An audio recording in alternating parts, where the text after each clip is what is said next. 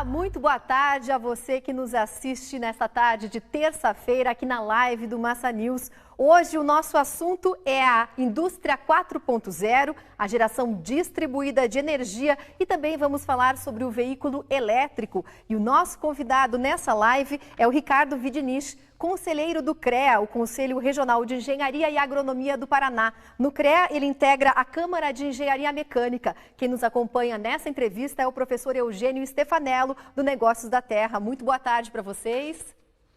Boa tarde, Elisa. Se você também tiver alguma dúvida, alguma pergunta, é só enviar aqui para a gente na live que nós vamos registrar a sua participação. Stefanello. Muito boa tarde a todos vocês. Hoje nós vamos tratar de assuntos extremamente importantes dentro deste mundo que está mudando em todos os aspectos. E eu começaria perguntando para o Ricardo, o que é exatamente a indústria 4.0, que é o primeiro assunto que nós vamos abordar, e como é que está o Brasil dentro desta situação? Eugênio, a indústria 4.0 é a quarta revolução industrial que nós temos. A primeira lá começou na história com a geração do vapor. Depois nós passamos para geração em massa de fábricas. Depois nós passamos para automação com robotização e agora nós estamos na quarta revolução, que é isso aqui, Eugênio. Nós estamos falando de iCloud, de internet das coisas, de cada máquina conversando com a sua internet, a internet em cloud, através da nuvem. Então você não tem mais uma necessidade de uma internet específica para alguma coisa, mas ela está distribuída ao longo das coisas e essas máquinas conversando entre si e reprogramando rapidamente um novo produto. Então essa é a quarta revolução industrial. E isso provoca uma enorme customização dos bens, dos serviços de uma forma em geral, praticamente adequando o bem, o serviço à necessidade da pessoa, do consumidor especificamente, é isso? Exatamente. Não só isso, como também uma necessidade de que as pessoas estejam adequadamente preparadas. Então nós precisamos de técnicos, engenheiros extremamente preparados para essa nova revolução. E sem dúvida o produto, como você está lembrando, que chega no consumidor é cada vez mais customizado à necessidade dele. E muito rapidamente você adequa a sua produção a essa necessidade real que ele tem. E para as crianças que estão aí na escola, para as pessoas que estão nas faculdades, se eles não dominarem todo este instrumental aí da internet, etc., estão completamente analfabetos, poderíamos dizer. Eu diria assim, para você chegar no final da internet, você precisa de tecnologia. E é isso que é a preparação do futuro. Então as pessoas têm que estar adequadas e preparadas para essas novas tecnologias que vão surgindo e novas necessidades tecnológicas que vão surgindo. Então é uma coisa sem fim, com alterações cada vez mais rápidas. Mas e o Brasil, digamos assim, dentro da manufatura do Brasil, dos processos de manufatura de uma forma em geral, como é que está a indústria brasileira dentro dessa situação? Está adiantada, está atrasada? Como é que está? Então, eu diria assim, nós temos já gente trabalhando com essa tecnologia, mas não todos. Então, essa tecnologia vai chegando à medida que vão sendo justificados economicamente essas alternativas. E a indústria, principalmente que está mais evoluída, são as indústrias multinacionais, que nós temos algumas instaladas no país. E daí produzem veículos, principalmente, cada vez com mais tecnologia nessa industrialização que está sendo feita. A tecnologia embarcada no veículo, inclusive da relação do veículo com todo o ambiente. Com todo o ambiente, sem dúvida nenhuma. Os veículos estão tendendo, depois nós vamos conversar aqui, para ir para energia, movidos a energia elétrica. E essa necessidade de alterar as produções, elas vão de encontro a essas modernas tecnologias. Tanto que foi construída uma fábrica na Alemanha pela BMW para a produção de veículo elétrico com essa tecnologia de fabricação da 4.0, a quarta geração industrial. E essas fábricas, elas se adequam rapidamente às necessidades de consumo. Agora, só uma outra pergunta. Esta tecnologia toda da indústria 4.0, ela não alija um número de pessoas, um grupo de pessoas do mercado de trabalho? Eu diria assim, tarefas mais simples, elas vão sendo transferidas para outros tipos de trabalho. E as tarefas mais sofisticadas, elas necessitam de cada vez mais gente preparada. E nós temos bastante engenheiros mecânicos aqui no Brasil, o número é suficiente, precisamos de mais engenheiros mecânicos, mais engenheiros de uma forma em geral, tem número suficiente? Nós temos muitas escolas de engenharia no Brasil, até se você olhar assim, a quantidade de engenheiros que nós preparamos por ano, elas são equivalentes a países como os Estados Unidos, nas escolas de engenharia. Então, é evidente que nós temos que dar trabalho para essas pessoas. E essa é uma das coisas que o CREA sempre procura, incentivar que o trabalho seja feito por profissionais, por gente que efetivamente entenda do negócio e possa produzir resultados cada vez melhores, mais eficientes, mais baratos. Trabalho é uma coisa que todo o Brasil necessita, principalmente nesse momento que a gente está saindo de uma crise muito aguda e de forma muito vagarosa. Mas, Ricardo, agora vamos falar um pouco sobre microgeração distribuída de energia. Inclusive, atenção, porque o Ricardo vai falar até da possibilidade de você, aí na sua casa, usar todo o equipamento que hoje existe para você gerar eletricidade e consumir a eletricidade. Vender o excedente aí para a rede. Ricardo, microgeração distribuída. O que é isso? A microgeração distribuída é você gerar energia dentro da sua propriedade ou da sua casa e injetar ela no sistema elétrico. Aquela que não usa. Aquela que você não usa ou aquela que você usa agora ou usará depois. Porque o sentido da coisa, dessa microgeração distribuída, é que você não tem como armazená-la. Exatamente. Hoje o custo do armazenamento, que seria através de baterias, ele é muito caro e as baterias ainda são muito ineficientes, ou seja, elas têm uma vida útil muito pequena. A tendência de futuro é o preço cair da bateria e termos cada vez baterias com mais vida útil. Stefanello, antes da gente dar continuidade, só queria registrar a participação da Luciana Mara, da Rosinha Conceição, que nos acompanha aqui, e do Lionel Silvério da Silva, também tem o Hudson Luizana e a Anelisa Maciel, dando um oizinho aqui pra gente. Sejam bem-vindos e façam também as perguntas aí ao Ricardo. Mas, Ricardo, a microgeração provém principalmente das fontes biomassa, do aproveitamento da energia solar, do aproveitamento da energia dos ventos. E como é que está essa microgeração no Brasil? Como é que está a evolução? Já temos uma grande percentagem da energia produzida dessa forma, é muito pequena? Muito pequenina, Stefanello, muito pequenina. E nós temos um volume extremamente pequeno nisso aí. Mas a tendência de crescimento é enorme. Por quê? Porque existe uma vantagem econômica.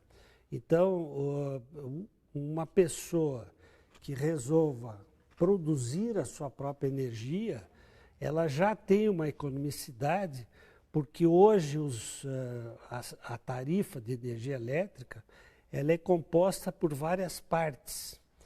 E hoje, no modelo que está aí em funcionamento, na troca de energia, você acaba pagando só o custo de disponibilidade do sistema, que hoje reside mais ou menos no entorno de 15% da tarifa.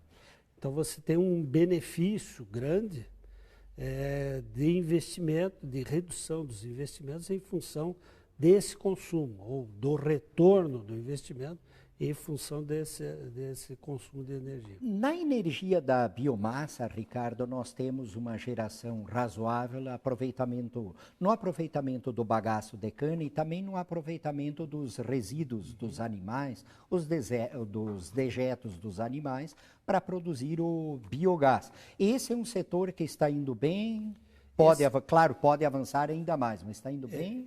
Stefanello, está indo muito bem. O setor de aproveitamento de biomassa, ele está num crescente. Aqui no Paraná, nós temos um grande exemplo, que é a Klabin do Paraná, que ela produz celulose e como subproduto, energia elétrica. Então, o que ela faz? Quando ela separa a celulose da lignina, a lignina é aproveitada e é queimada numa caldeira de recuperação. Então, esse processo da queima, da geração do vapor e depois da geração da energia elétrica é toda uma responsabilidade do engenheiro mecânico. É ele que faz todos os projetos dessas caldeiras e a manutenção desses equipamentos. Agora, ainda a respeito desse assunto, o nosso internauta Ederson Felipe comenta: somos o país do sol, vamos aproveitar mais essa força. E o Antônio Andrade pergunta: a vantagem econômica mais os custos de aquisição de equipamentos fogem da realidade da maioria dos brasileiros? Eu concordo com os internautas aí. Nós temos o brasileiro, ele tem uma dificuldade grande de pensar no futuro, de fazer o planejamento.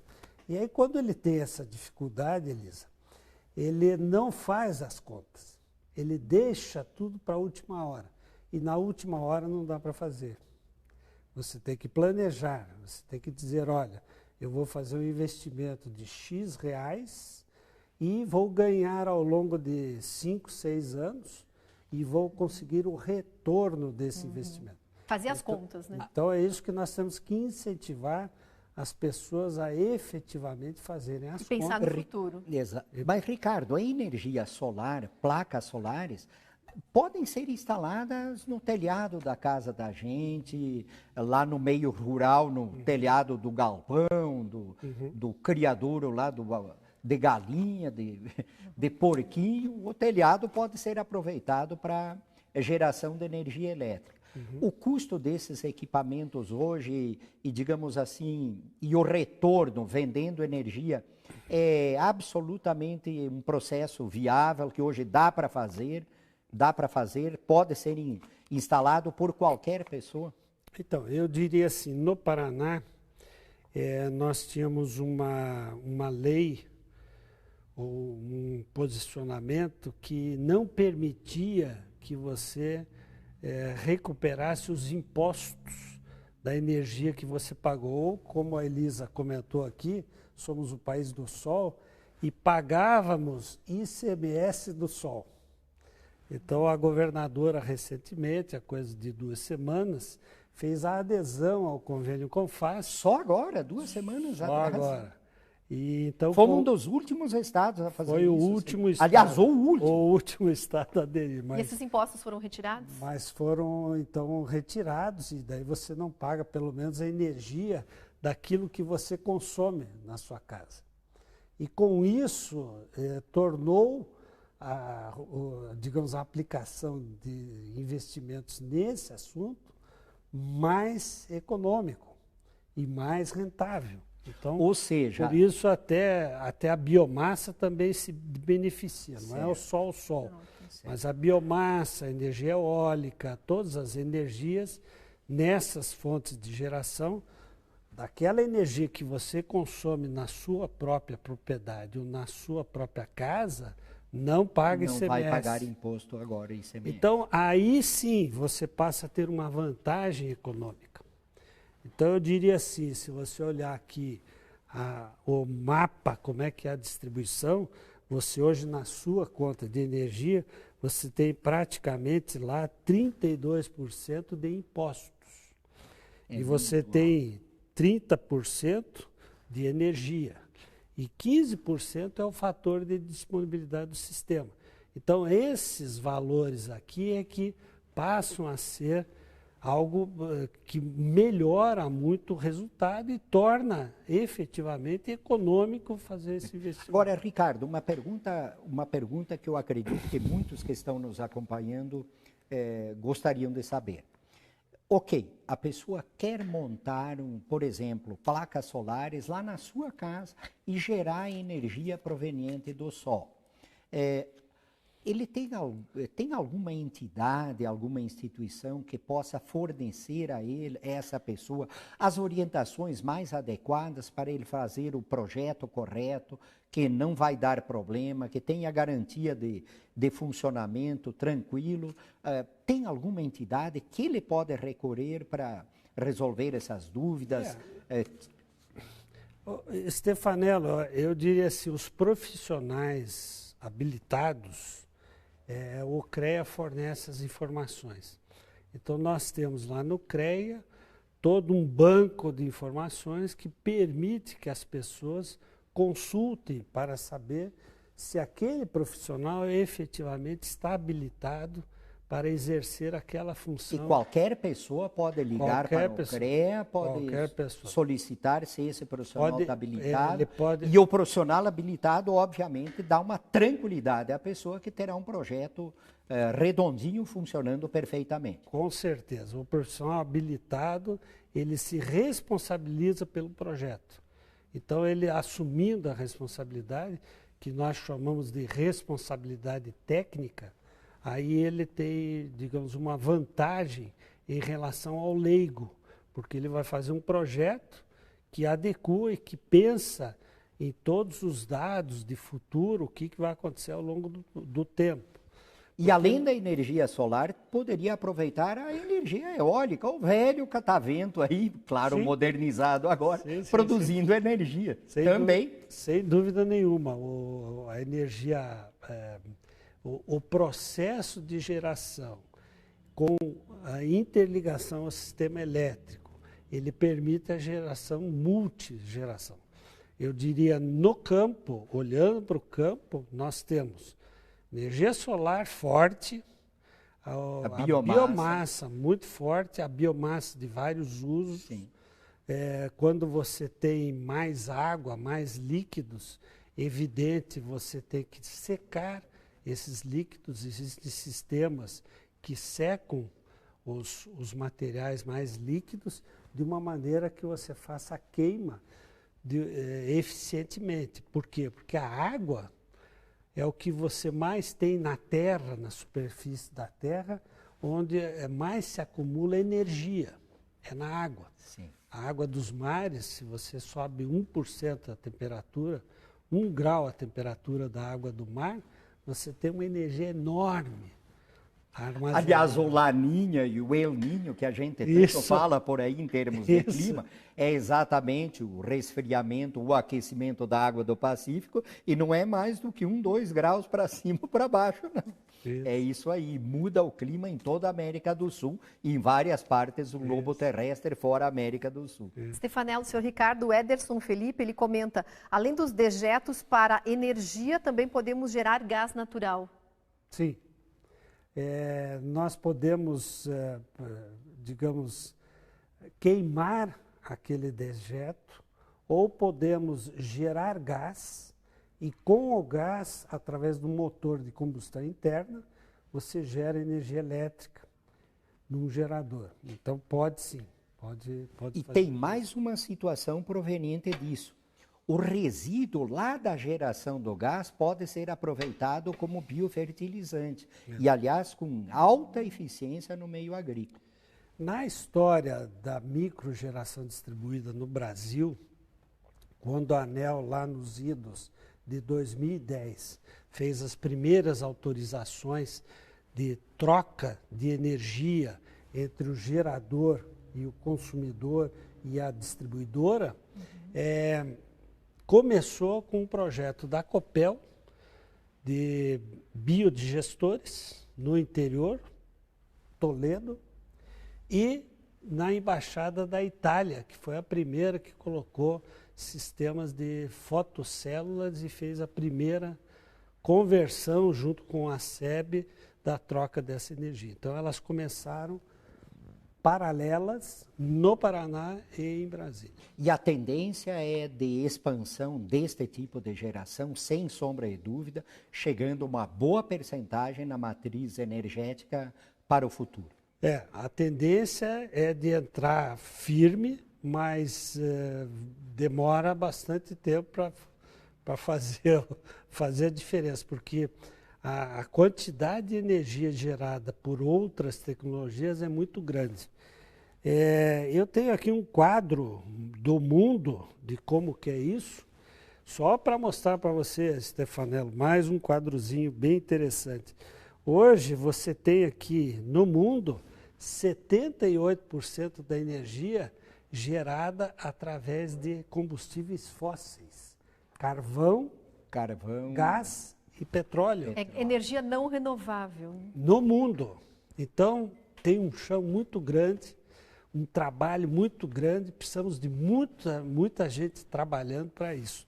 E no mundo, hoje, nós temos aqui pessoas envolvidas, algo como 10 milhões de pessoas envolvidas nesses trabalhos de microgeração distribuída no mundo. E daí aqui esse quadro divide, então, quantas pessoas estão em solar, quantas estão em eólica, quantas estão em biomassa, mas são 10 milhões de pessoas no mundo inteiro envolvidas nisso. Então, não é só o Brasil que está nisso. Perfeito. É o mundo que está nisso. Perfeito. Não, mas o Brasil ele tem uma oportunidade rara, a gente poderia dizer, porque nós temos muito sol, temos bastante vento e temos, obviamente, uma agropecuária que produz muito grão, mais de 230 milhões de toneladas de grãos, mais de 26 milhões de toneladas de carne por ano, e tudo isso pode gerar dejetos, resíduos, promovendo uma microgeração distribuída, aproveitando todas as fontes. Basta que tenha planejamento e que tenha, obviamente, condição econômica para isto ser efetuado. Perfeito. Crédito para quem quer fazer, etc, etc, Perfeito. que isso tem que ser montado e feito. Perfeito. Lamentavelmente, às vezes o governo falha um pouco nisso, né? Ele Perfeito. poderia estar mais avançado esses programas, né? Perfeito. Eu acho que o estímulo em outros países ele é muito maior. Mais forte que o Brasil.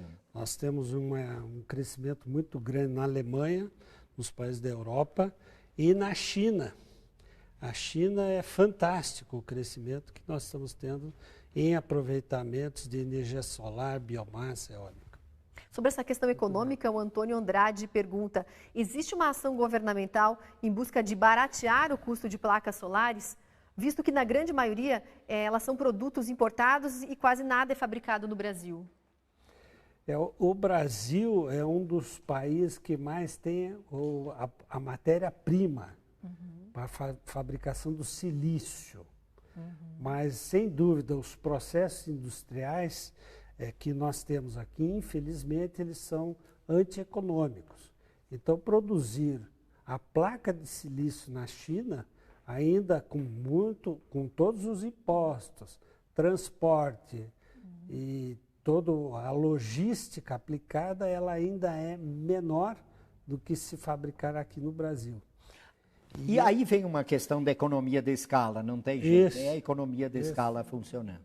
Isso, Então temos uma dificuldade. E eu não sei até que ponto você tem prioridades para que seja incentivada a produção local, em detrimento de você ter produções mais econômicas de fora. Mas, sem dúvida, estrategicamente, você deveria ter políticas que incentivassem a produção a custos baixos, né, Stefano? Exatamente. Em bom português, nós, sociedade, vamos ter que ir pressionando o governo para obviamente, gerar as condições para que todos esses sistemas de geração de energia sejam efetuados, aproveitando esse enorme potencial que o Brasil apresenta. E até porque é uma energia limpa. Limpa. E aqui no Paraná nós temos um grande exemplo do agronegócio que é top mundial. Então, por que não a energia distribuída também ser top mundial, né? Com vontade, eu acho que dá para chegar lá. Um pouco de vontade, dá para chegar lá. Agora, Ricardo, um outro assunto. E a tendência da indústria automobilística? Então, a tendência da indústria automobilística é veículo elétrico. Por que a tendência agora é veículo elétrico? Porque os custos das baterias estão baixando, a qualidade está melhorando e o custo está baixando significativamente. Agora, sobre isso, rapidamente, uma coisa falando especificamente de bateria.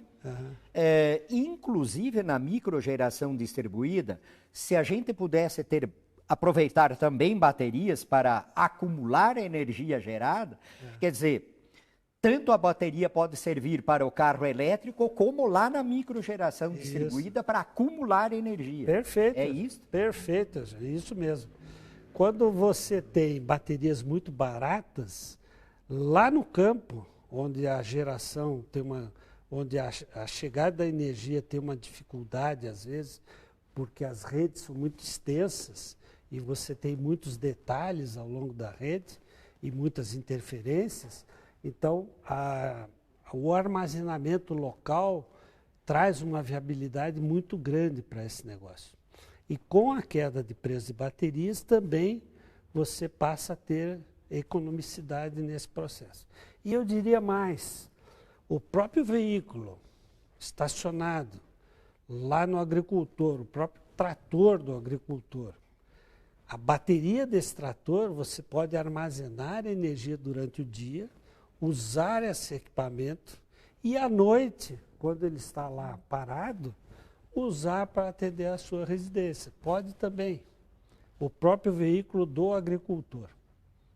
Ou seja, as tecnologias nesta área são praticamente infinitas em termos de evolução. Isso mesmo. E eu diria assim, a tendência dessa indústria automobilística tem quatro grandes partes. ACES. O veículo será autônomo, o veículo será conectado, o veículo será elétrico e o veículo será share, compartilhado. Então nós no futuro teremos cada vez menos veículos próprios e mais veículos compartilhados. Com isso, você diminui, inclusive, os quilômetros que você tem que andar.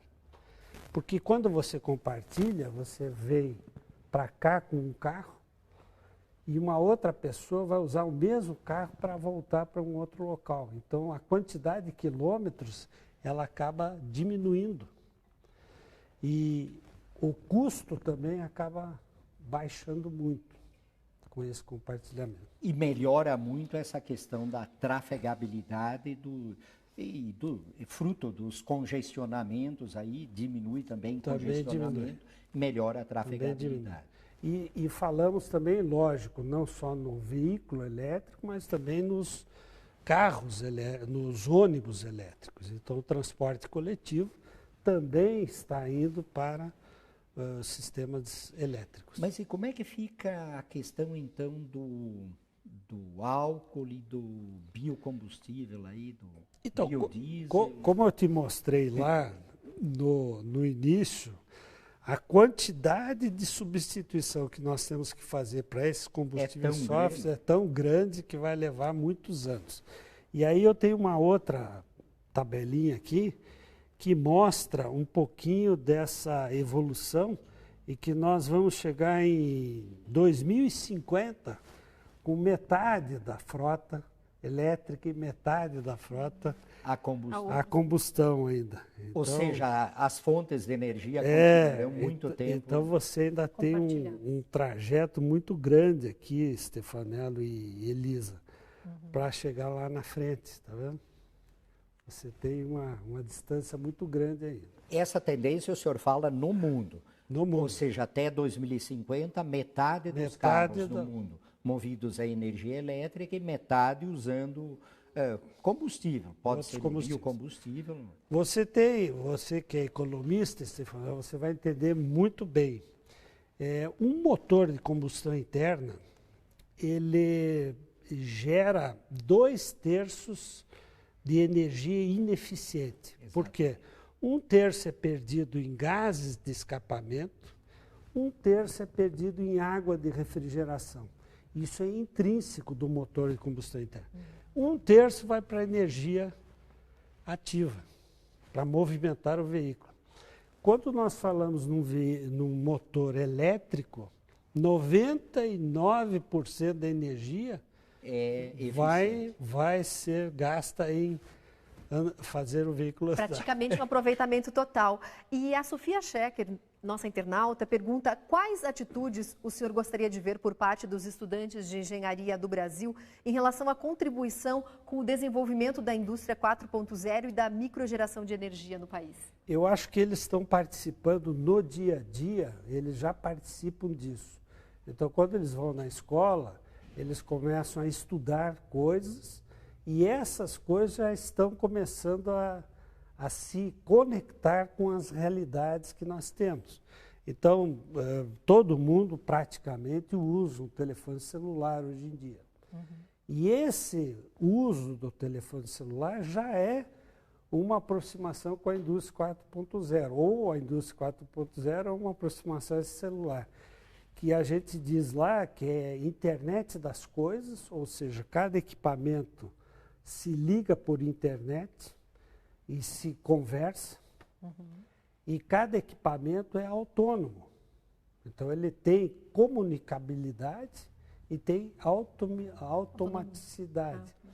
E daí esses estudantes, eles têm que estar preparados para essas novas tecnologias que vão surgindo. O que não pode é ficar parado.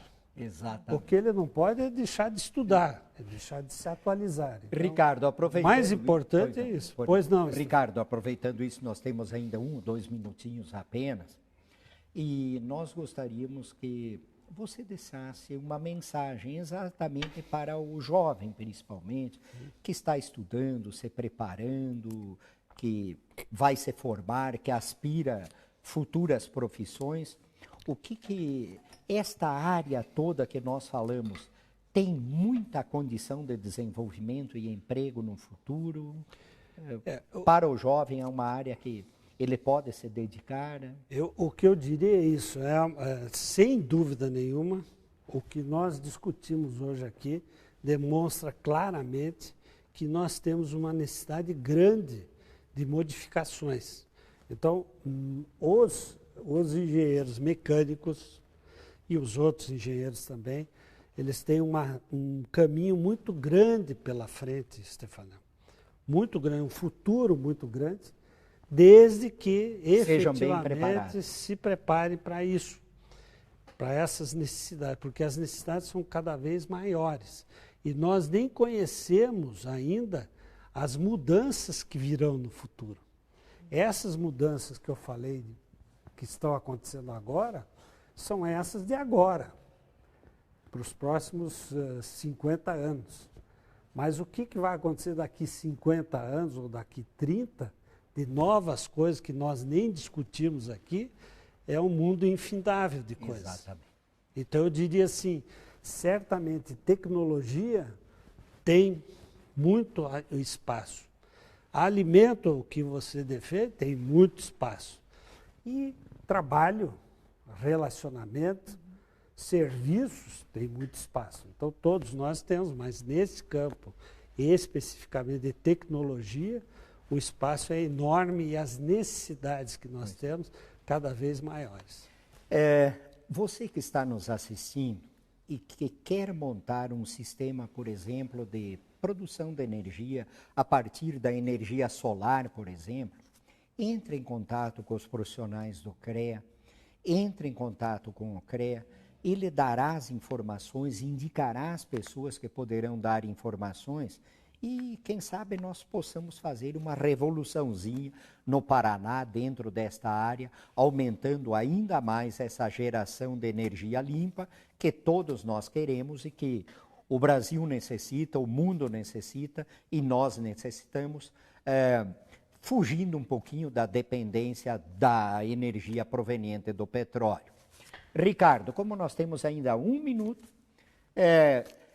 última palavra para você, para nós irmos encerrando depois essa live. A Elisa vai encerrar. Elisa e Stefanello, foi um grande prazer repartir com os internautas aqui um pouquinho do conhecimento que a gente possui e tentar ajudar, sem dúvida nenhuma, todos a crescermos juntos. Então, o que eu incentivo claramente é o que vocês precisarem do CREA do Paraná, entrem no site do CREA, existem lá muitos cursos que estão sendo disponibilizados e existem muitas informações, principalmente sobre os profissionais que estão lá disponíveis. Então, nós ficamos eternamente agradecidos pelo espaço aqui disponível e nos colocamos à disposição de vocês e do público telespectador aí, do que for necessário. De nossa parte, nós agradecemos a você, Ricardo, agradecemos a você, internauta, por nos acompanhar, por nos assistir, por ver tantas oportunidades que estão sendo geradas por esse Brasil lá fora, apesar da época que nós estamos vivendo, um pouquinho difícil. E, Elisa, você, por Então, vamos encerrando. Muito obrigada, Ricardo Vidinich, pela participação, conselheiro do CREA, participante da Câmara de Engenharia Mecânica do CREA Paraná. Obrigada, professor Stefanello, também pela participação. Lembrando que amanhã o Negócios da Terra começa às 5:50 da manhã e no sábado, aqui na região de Curitiba, o programa está começando um pouquinho mais cedo, às 8 horas da manhã. Até lá, uma boa tarde para você.